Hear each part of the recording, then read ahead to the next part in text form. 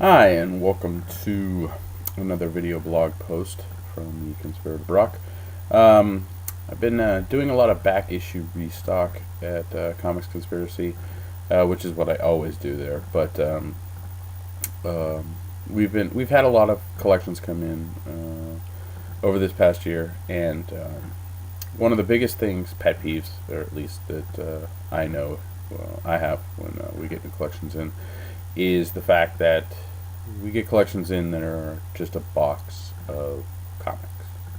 Now, I don't care if you bring in a box that's a Corona box, that's a file folder box, that's some box you piece together from a diaper box and, a wipes box. I don't care how they come to us.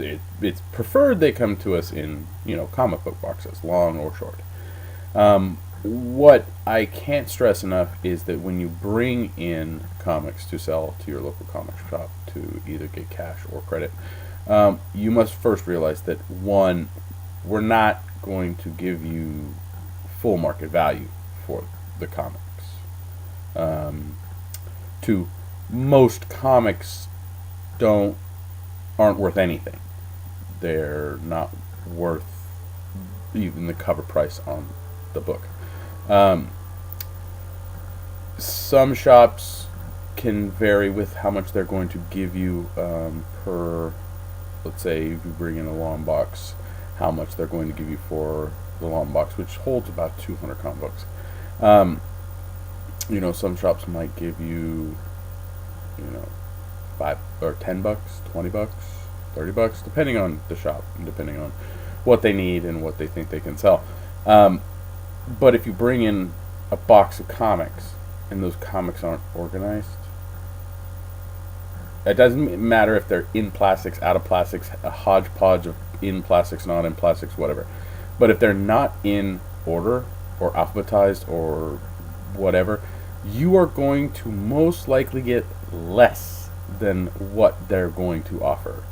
Because not only do we have to now, take them out of bags and boards and process them, we have to put them in order.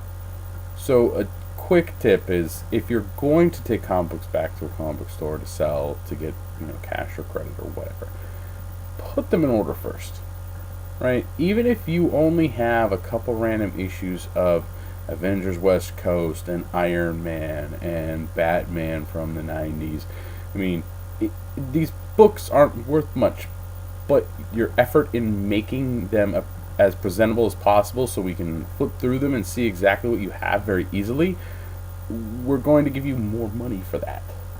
Or most shops will. At Comics Conspiracy, definitely, we like organized comic books.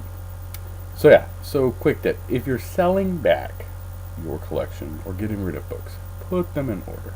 You don't need to make them pristine and nice and all in bags and boards or all not in bags and boards. As long as they're in order, alphabetical order, chronological number, all that. As long as it's in order, you're gonna get a little bit more for it. And if there's issues in there that are a little bit more priced and we can find them easy, you're probably going to get a little bit more because we actually know what's in there.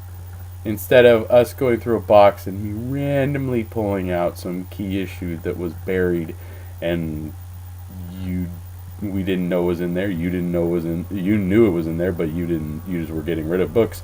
We would have given you a little bit more, but now you're out. So, just a little tip. Organize your books. Even if you're not going to sell them, it's good to organize your books. So, yeah. And, hey, I understand. Organizing your books is a difficult thing, especially figuring out how to do it. What series goes where? How do I do this? Where should I put mini-series? All this stuff. As long as there's we can get your organization, it's okay. So, yeah. Big thing. Organize your comics.